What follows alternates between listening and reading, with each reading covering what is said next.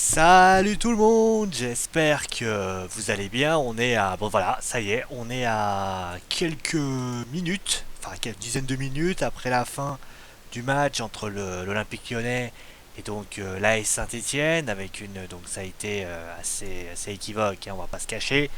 On va quand même signaler donc que l'Olympique Lyonnais a tout simplement... Donc c'est le match aux Days débriefing, hein, donc on va débriefer la rencontre de bout en bout, ce qui a été bien, ce qui n'a pas été bien, l'équipe de Saint-Etienne, comment elle a joué, est-ce qu'elle a bien joué, l'Olympique Lyonnais mérite-t-il sa victoire, est-ce que justement quels sont les tops, quels sont les flops, quels sont les bons joueurs et quels ont été les mauvais joueurs, et on terminera bien sûr avec le classement du championnat, qui c'est qui a bien réussi cette journée, qui c'est qui n'a pas bien réussi par rapport à ça. Bon, allez, on va passer maintenant bien sûr à tout simplement à ce match qui a vu une victoire assez nette, simple, nette et sans bavure de la part de l'Olympique Lyonnais, qui était d'ailleurs c'était le dernier match, hein, à Gerland, puisqu'après du courant, je crois janvier-février, les Lyonnais vont dans leur nouveau stade, hein, le stade des Lumières comme ils l'appellent, et donc Alexandre Lacazette a tout simplement réussi à introniser Gerland dans l'éternité, puisque Alexandre Lacazette a marqué un triplé, oui, lui qui était en panne de confiance. D'ailleurs, on peut un petit peu parler des enjeux, puisqu'on rappelle que Saint-Etienne restait sur une sévère défaite contre le Zénith Saint-Pétersbourg. Ça avait été d'ailleurs la défaite qui forcément a peut-être clos les espoirs du côté de l'Olympique Lyonnais par rapport à une éventuelle huitième de finale de Ligue des Champions. Et de l'autre côté, on avait Saint-Etienne qui avait réussi un très bon match contre... Alors par contre, me demandez pas de répéter le nom avec qui ils ont joué parce que là ça va être excessivement compliqué. C'était, alors je vais vous le donner parce que je suis sympa, c'était alors chez vous, attention. Dit trop près. Bon, allez, on va arriver à un club ukrainien du nom de Digmo Fretrosk. Donc voilà, Digmo Fretrosk.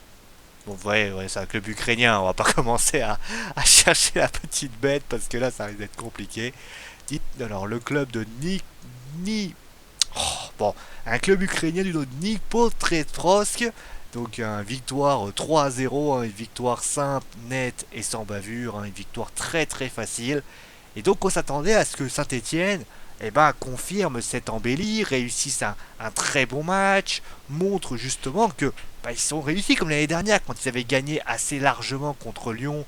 L'année dernière, on pensait que justement ça allait vraiment réussir, surtout que Lyon était pas au mieux, et finalement c'est l'inverse qui s'est produit, puisque Saint-Etienne a un petit peu joué comme face au Paris Saint-Germain, puisqu'on rappelle que face au Paris Saint-Germain, Saint-Etienne avait complètement déjoué. Et là, c'est ce qui s'est passé, puisqu'il y a eu ce premier but, hein, le premier but d'Alexandre Lacazette, qui vient sur une glissade de Loïc Perrin, hein, le défenseur stéphanois, en fait, tombe et enfin glisse. Et malheureusement, il se passe que il réussit à marquer ce but très important. D'ailleurs, c'est un but très magnifique puisqu'il fait un lob permettant justement de gagner. Alors attention quand même parce qu'il y a eu une petite polémique qui a eu lieu, je vous la montrerai. Cette petite polémique comme quoi Alexandre Lacazette était hors jeu au départ de l'action, mais bon, après ça reste comment dire, ça reste toujours très très compliqué à discuter. De toute façon, Saint-Etienne n'avait pas réussi vraiment à être, ils n'étaient pas du tout dangereux, je l'ai trouvé, enfin ils avaient tiré trois fois, Lyon était beaucoup plus, il y avait des occasions bien avant, il y avait une double occasion de la part, alors après j'ai plus le premier qui a frappé, mais c'était Ferry, voilà, Ferry qui avait donc une double occasion, Ferry qui avait frappé, et ensuite il y avait la frappe de Valbuena, on avait quand même pas mal d'occasions par rapport à ça, et forcément moi j'ai trouvé que c'était totalement logique que Lyon ouvre le score. Ensuite, on a eu la mi-temps. On s'est dit que Christophe Galtier allait faire des changements, allait réussir à changer des choses, à modifier, à avoir un nouvel impact. Surtout qu'il restait encore une mi-temps, il y avait 1-0. Et il faut noter aussi qu'il y avait l'absence de Maxime Godalon et de Fabien Lemoine. Les deux sont sortis sur blessure. D'ailleurs, ça a été aussi un gros problème durant ce match puisque Pogba a été blessé et il est sorti également. Et on a eu Samuel Umtiti d'ailleurs qui actuellement c'est sur béquille, puisqu'il a une béquille, enfin sur béquille, donc on peut imaginer une blessure de la part. Il y a Beric aussi qui a été blessé. Et justement, on va revenir au match, puisque Alexandre Lacazette, après un magnifique rush, avec un magnifique rush de la part de Raphaël, l'ancien joueur de Manchester United, il tente une frappe, et là à ce moment-là, Ruffier fait le travail, mais il ne peut pas malheureusement empêcher Alexandre Lacazette de marquer le doublé. Le reste malheureusement une sacrée formalité. Saint-Etienne n'arrive pas du tout à s'en sortir, manque de justesse dans tous les moyens. Et à ce moment-là, le troisième but est quasiment j'ai envie de dire carrément une formalité. Il part Ferry il fait une super passe en profondeur. Lacazette récupère, crochette Ruffier et marque carrément dans le but vide. Un but d'école, un but de tout simplement classique par rapport à ça. Voilà. Et puis après, alors il y a eu une petite altercation en fin de rencontre. Jérémy Clément a un petit peu expliqué que c'était du chambrage et ça les Lyonnais n'ont pas vraiment, enfin les Stéphanois n'avaient pas vraiment apprécié. Ça malheureusement personne n'est au courant de ce qui se passe et ça même moi je n'en sais rien. Bon, passons peut-être maintenant à la composition d'équipe, parce que la composition d'équipe, donc on va dire Hubert Fournier s'était contenté donc de garder le même système, donc avec donc le fameux 4-4-2 en losange. Valbuena d'ailleurs était titulaire, puisque malgré les affaires qu'il a eues, bien sûr c'est sa situation qui était très difficile. On rappelle que Valbuena s'est fait entendre quelques jours auparavant, c'était quelque chose d'assez compliqué. Donc il a, par rapport à tout ça, donc ce n'était pas évident pour lui, mais il a réussi à, d'ailleurs un très bon match, Mathieu Valbuena. Et donc à ce moment-là, donc ils avaient décidé de faire un 4-4-2, tout ce qu'il y a de plus classique. L'autre côté, on avait une équipe stéphanoise qui était venue avec d'ailleurs des ambitions plutôt défensives, avec notamment des joueurs, Fabien Lemoine, Jérémy Clément et surtout Vincent Pajot qui ne sont pas vraiment des créateurs. On a plus essayé plutôt de pas créer, plutôt d'avoir de la densité physique au milieu de terrain. D'ailleurs, ça s'est pas du tout vu puisque Ferry et Tolisso ont carrément fait ce qu'ils voulaient. Au niveau offensif, il faut signaler que Amouma, Nanrou et Beric ont été inexistants. Et défensivement, à chaque fois que les Lyonnais... D'ailleurs, on va noter quelque chose d'intéressant, c'est que Ferry, Valbuena et d'ailleurs Tolisso, à chaque fois qu'ils accéléraient, c'était plus... Et Raphaël et Morel ont passé leur temps à déborder, à déborder, à déborder, à déborder. Et ça a donné un nombre important de ballons. Et ça, il faut quand même le reconnaître. Pour moi, les Lyonnais ont... Les Stéphanois ont voulu trop jouer dans la prudence. Et pour moi, ça a été un point, pour ainsi dire, un point dur pour eux. Parce que tu peux pas. T'es dans le terrain, t'es dans le derby. Surtout qu'on a vu ça en début de match. Je sais pas si vous avez vu, Fabien Lemoine, dès les premières minutes, il met un taquet. Alors je sais plus contre à qui il fait ça. Alors je vais vous retrouver le nom parce que lui, ça a été, moi ça a été à l'image vraiment du match, hein, cette action-là. Alors on est, voilà, Valbuena, justement, l'exemple le plus près, Mathieu Valbuena, qui a d'ailleurs subi 6 à 7 fautes à chaque fois, il a subi des cartons. Cinquième minute, tu vois un mec qui rentre, qui met carrément un tacle sur Mathieu Valbuena. J'ai trouvé ça, mais très limite. Pour moi, voilà, ça donnait le ton. Saint-Etienne n'était pas venu pour jouer, ils étaient là pour tout simplement mettre du physique et espérer peut-être dégoupiller les Lyonnais, peut-être c'était ça, peut-être qu'il y avait une réelle envie une ambition. Mais le problème c'est que faire ce genre de choses, ça ne peut pas être quelque chose qui peut être bon. Pour une raison simple, c'est que on l'a vu, quand Lyon a continué à jouer, s'est concentré, et Lyon forcément a pu marquer ce but qui pour moi est totalement logique. Ne jamais refuser le jeu, c'est ce que j'ai dit lors du match contre Toulouse. Alors certes Toulouse n'a pas au niveau... Surtout qu'ils étaient deuxième et troisième. Le vainqueur mettait tout simplement le perdant à 3 points. Donc pour moi, ça a été une énorme erreur du côté de la Saint-Etienne, qui n'a malheureusement pas pu, qui n'a vraiment pas su comprendre les raisons, qui pour moi a totalement pensé trop au derby, plus aux enjeux qui étaient donnés. Ils auraient dû jouer leur football, ils auraient dû, un peu comme ils avaient fait en Europa League, plutôt que de faire ce qu'ils ont fait aujourd'hui en championnat. Bon, voilà par rapport à ce que je voulais dire par rapport à ce match. On va quand même passer maintenant au top et au flop. Donc on va commencer avec les tops. Forcément, on va commencer déjà avec Jordan Ferry. Ferry qui a été exceptionnel. Moi je trouve que ce joueur, il a fait pour moi. Alors je regarde pas souvent Jordan Ferry, c'est vrai que c'est pas un joueur qui, pour ainsi dire, a sauté aux yeux, parce que forcément l'année dernière, on a plus parlé de Alexandre Lacazette, de Nabil Fekir, mais Jordan Ferry, c'est vraiment celui qui bosse, qui est vraiment un très bon joueur. Il a offert une passe décisive à Alexandre Lacazette, il a fait donner d'excellents ballons, d'ailleurs il a fait le 1-2 avec Alexandre, avec Raphaël. Il a toujours été là dans la récupération, il était toujours là. Et d'ailleurs, même quand Gonalon était plus trop présent, parce qu'il a été blessé, lui, il a continué à travailler, il a fait des retours, il a joué défensif. Vraiment, c'est un joueur que moi je trouve, c'est un pur produit lyonnais d'ailleurs. Et moi j'ai trouvé ça, mais exceptionnel. Moi j'ai trouvé sa prestation excellente. Et ça, je tenais à le signaler. Maintenant, on va passer au deuxième. Alors, moi j'ai envie de lui dire à ce mec-là, mais bravo. Bravo, parce que on dit souvent, vous savez, moi je trouve que ce gars-là, on va rappeler quand même le contexte. Ce jeune homme, enfin cet homme, parce qu'il est plus très jeune malheureusement pour nous, Mathieu Valbuena a subi quand même un nombre de fautes incalculable dans ce match. Et Mathieu était, qu'on rappelle, avait subi, voilà, tout simplement, était parti à la police pour se faire entendre suite à ce qui s'est passé, la fameuse sextape, avec son ami, enfin, son soi-disant ami Karim Benzema. Mathieu Valbuena revient, on disait d'ailleurs dans un quotidien, je crois que c'était dans le Parisien, on disait qu'il n'était pas au mieux, on disait qu'il pensait beaucoup. Et bah, il a tout simplement, comme à Marseille d'ailleurs, hein, il a démontré sur le terrain que c'était un grand joueur. Vous savez, on dit souvent de la part de John Cena, oui, John, peut-être qu'il est psy, peut-être qu'il est pas ça, mais au moins, quand il est quelque part, quand il est dans la tourmente, il est capable de sortir de grandes choses. Il est capable de faire son match. Et ben Mathieu Valbuena s'est comporté comme un grand.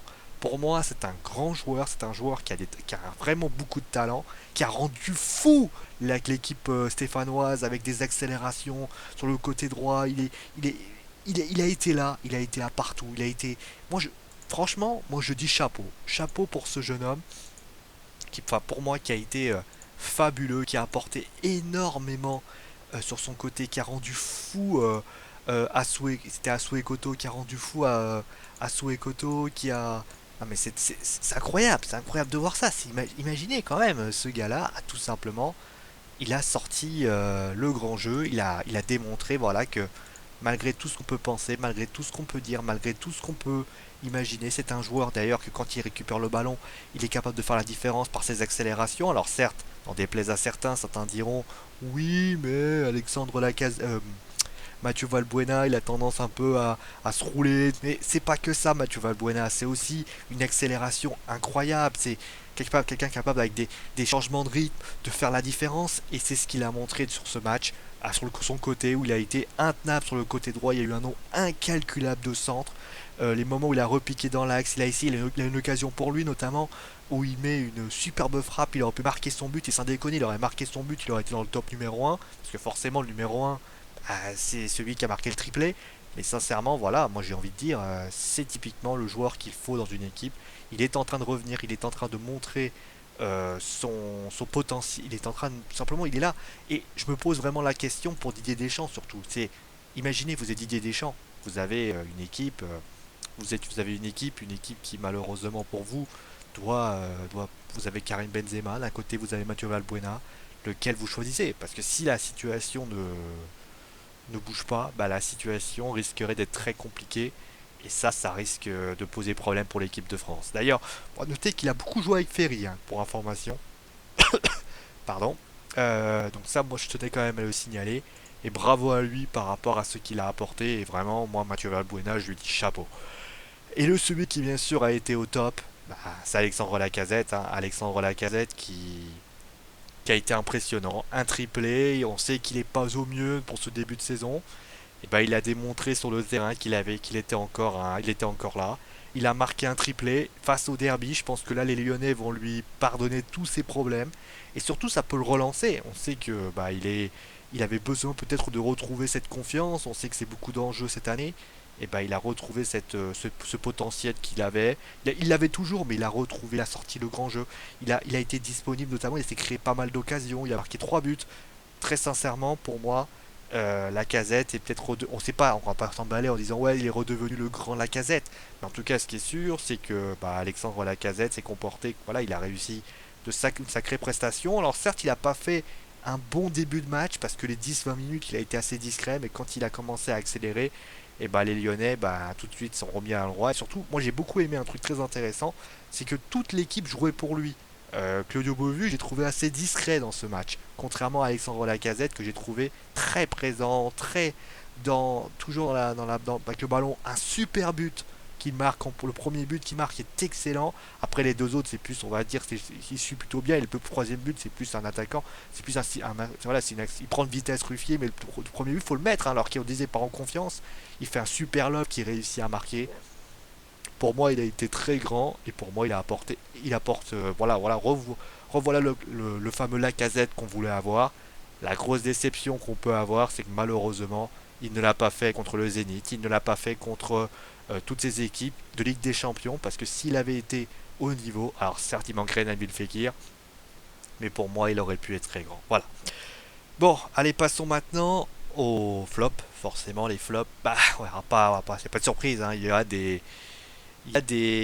que des Stéphanois. Alors on va commencer avec Jérémy Clément. Alors certes, j'aurais pu mettre. Alors Jérémy Clément, j'ai voulu mettre Jérémy Clément parce que j'aurais pu mettre aussi, pour information, Loïc Perrin, j'aurais pu mettre Benoît Souekoto. Très sincèrement, Pogba, j'aurais pu mettre, franchement, c'est tout le secteur défensif qui posait problème. Jérémy Clément, pourquoi je l'ai mis? Parce qu'il a récupéré quasiment aucun ballon. Ah, ça a été, pour moi, il devait empêcher sur la transmission entre Valbuena, Ferry et Tolisso. Pour moi, il a absolument pas fait ça. Il a été inexistant dans ce match.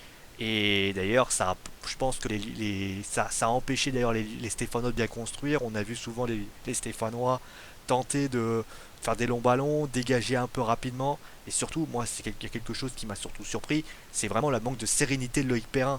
Est-ce que c'est lié à Jérémy Clément qui n'a pas du tout été à la hauteur aujourd'hui? Je le pense. Fabien Lemoine qui aussi se blesse rapidement, ça aussi, ça peut avoir un énorme coup dur. Et puis, moi je trouve que Loïc Perrin, il n'a pas été non plus à la hauteur. Alors certes, j'ai choisi Jérémy Clément, mais si j'avais choisi Loïc Perrin, c'était pareil, hein. Les deux, pour moi, n'ont pas été à la hauteur de ce qu'ils devaient faire. Ça a été, pour moi, voilà, il faut qu'il fasse. Jérémy, ça fait longtemps qu'il est à Saint-Etienne, mais le problème, c'est que je trouve qu'il n'arrive pas. Moi, je suis désolé, il n'arrive pas. Face à de grosses équipes, contre Paris, il a totalement coulé. Et là, contre Lyon, il coule encore. À chaque fois que qu'on essaye de le mettre, qu'il est là, à chaque fois, il se vautre tout simplement. Et il est incapable de se mettre au diapason et d'élever son niveau à ce moment-là. Alors, parfois, désolé, je viens de me rendre compte qu'il n'avait pas joué contre le Paris Saint-Germain. Mais voilà, ça fait partie de ces joueurs. Bon, il jouait pas, donc il était suspendu. Bon, autant pour moi, il était blessé, donc autant pour moi. Mais ça date pas d'aujourd'hui, hein. Je dis ça au Jérémy Clément, ça fait depuis des années qu'il est à Saint-Etienne. Ça fait des années qu'il n'arrive pas à élever son niveau et à être à la hauteur de tout ça par rapport à un match aussi important qu'un derby. Moi, l'année dernière, il avait été plutôt bon, même si ça restait encore perfectible. Cette année, je le trouve encore limité, et ça, je l'ai trouvé assez limité.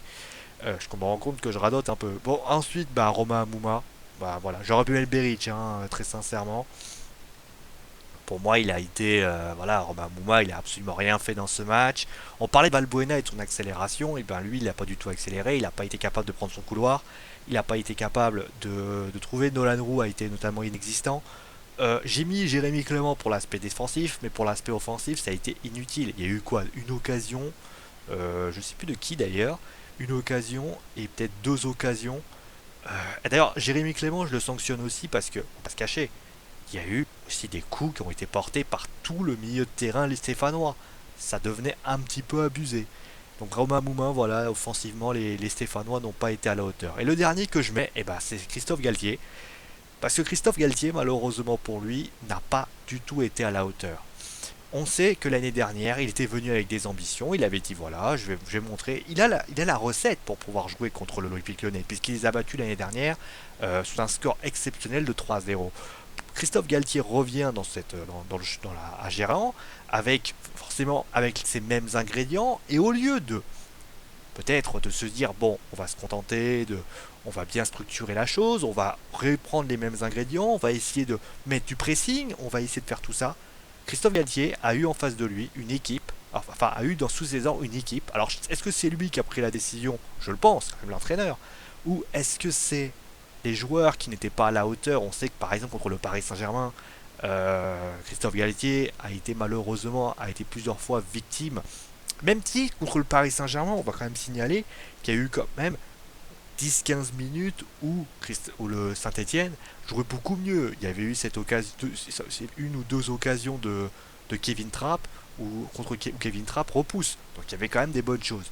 Maintenant, du côté de Christophe Galtier, là, il a voulu jouer très défensif, il a voulu jouer physique, il a voulu jouer un jeu peut-être que Saint-Etienne n'est pas habitué à jouer, et surtout, ça a été quoi? Ça a eu la conséquence qu'offensivement, Saint-Etienne a été inexistant, et que défensivement, Saint-Etienne s'est fait manger pas que par Lacazette, par Ferry, par Tolisso, par Darder, Darder, même s'il a été un peu moins bon que les autres, il a été, pour moi, il a fait ce qu'il voulait sur le côté gauche. On peut citer également le manque de placement d'Asue Koto. J'ai l'impression qu'il a voulu peut-être jouer sur un. Il a voulu tenter quelque chose. Et le problème, c'est quand on tente quelque chose et que c'est. Vous savez, c'est comme par exemple quand vous utilisez un flingue que vous n'aimez pas.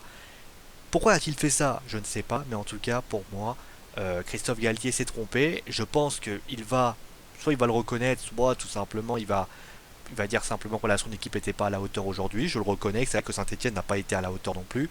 Mais je me souviendrai toujours de ce fameux match contre le Paris Saint-Germain d'il y a 2 ans, où le PSG avait totalement été, on va dire, avait reçu une véritable leçon de football de la part de la SSE. Et bah c'est ce que doit faire Christophe Galtier, il doit s'appuyer sur ces matchs où ils vont au pressing, voilà, il faut les empêcher de jouer les Lyonnais. Et là on a eu l'impression que empêcher de jouer ne veut pas dire que tu mets des coups. C'est ce qui s'est passé, on a eu quand même 6 fautes sur Valbuena.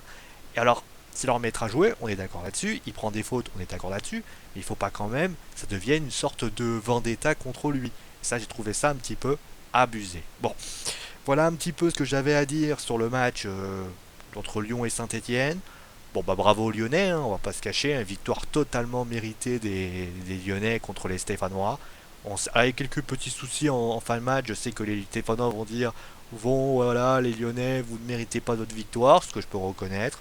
Voilà, c'est parce que c'est le côté supporter mauvaise foi, bien évidemment. Les Lyonnais vont chambrer les Stéphanois, cette bonne guerre aussi. Mais pour moi, je pense que la victoire lyonnaise est totalement méritée. Il faudra d'ailleurs montrer autre chose lors du match retour entre Saint-Etienne et l'Olympique Lyonnais. D'ailleurs, à noter qu'il n'y avait pas les supporters stéphanois qui avaient refusé de faire le déplacement. On verra lors du match retour si les choses évolueront dans un sens ou dans un autre. Bon, avant qu'on se termine, on va quand même parler un petit peu du classement. Hein, le classement, il est assez simple. Hein. On a un classement qui est dominé par le Paris Saint-Germain, on va à 35 points. Donc c'est le meilleur ratio de points aujourd'hui en 13 journées. Ensuite, 10 points, à 10 points, on a l'Olympique Lyonnais qui est à 25 points. Donc avec d'ailleurs qui revient bien de 4 matchs sans défaites, dont un nul et donc 2 victoires consécutives. Caen qui est la grosse surprise avec 24 points, qui reviennent bien. Angers qui donc a 22 points, qui marque un peu le pas. 3 matchs sans défaite, 3 matchs sans victoire, je veux dire, dont 2 défaites consécutives. Saint-Etienne qui tombe à la 5ème place parce qu'en raison de leur défaite et du goal average bien évidemment. Donc là ça a été assez complexe. À noter d'ailleurs, vous voyez, regardez pas sur le côté droit, vous avez des petites pastilles. En fait, c'est des pastilles qui comptent pas le match que va faire l'AS Saint-Etienne. Ça, je tenais à le signaler. Hein, normalement, il doit y avoir une pastille rouge du côté de la SSE. Nice est 6ème après leur victoire contre l'Olympique de Marseille. Hein. Marseille qui a été un petit peu timide lors de son match. Et notamment, même s'ils ont réussi une bonne deuxième mi-temps, c'est vrai que la première mi-temps a été poussive, ils ont manqué de réalisme. Marseille qui est pas très bien mais qui a réussi, donc Nice qui revient. Lorient est 7ème après sa victoire contre je sais plus qui déjà. Bon, je sais plus, avec les buts de Mukanjo. Rennes est 8ème. Monaco qui a perdu contre Bordeaux, 3-1, une défaite assez lourde quand même. Donc Monaco est 9ème, descend avec la 29ème. Nantes est 10ème. Bordeaux qui avec sa victoire revient et 11ème avec 17 points. Guingamp est à 16 points. Marseille est 13ème avec 15 points, quand même 15 points. Ensuite, on a Reims qui d'ailleurs a enchaîné 5 défaites consécutives, ça va mal pour les Rémois, avec donc 15 points également. Bastia est à 14 points, Lille est 16ème avec donc 13 points. Montpellier est le premier non relégable avec donc 12 points. Le Gazélec est toujours relégable, mais avec la même égalité de points, avec un goal average un peu moins bon que Montpellier, donc avec 3 défaites, 3 victoires consécutives. Le Gazélec est 18ème. Toulouse, lui, est à 9 points, déjà 4 points de retard sur le premier non relégable. Et 3, qui lui, malheureusement, est déjà à 8 points de retard. Ça semble cuit pour les Troyens, qui n'ont toujours pas gagné un seul match dans ce championnat. On notera d'ailleurs tout simplement que voilà, on peut citer peut-être au niveau. Alors notez quelque chose de très important, très intéressant entre Lyon et carrément Marseille. Il y a quand même 10 points de retard. Rien n'est joué pour l'Europe, surtout qu'on peut citer également que de Monaco, il y a quand même que 5 points de retard. La situation est relativement encore ouverte et on va voir bien sûr si les choses évoluent dans le bon sens ou dans le mauvais sens pour les autres équipes.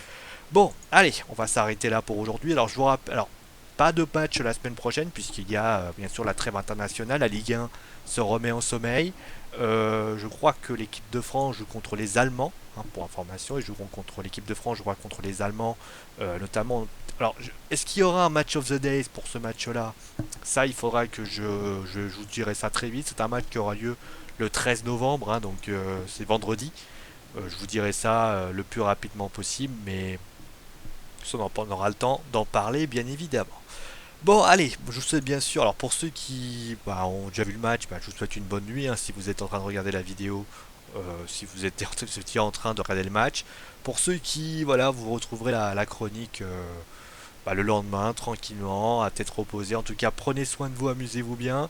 Bravo aux Lyonnais pour cette magnifique victoire. Et tout ce que je peux vous dire, c'est qu'on se retrouve très vite. Je vous rappelle d'ailleurs que vous aurez le Wrestling News qui sera présent aux alentours de 23 h. Hein. On parlera d'ailleurs de Seth Rollins et bien sûr de sa blessure, hein, qui a été une grosse tuile pour la WWE.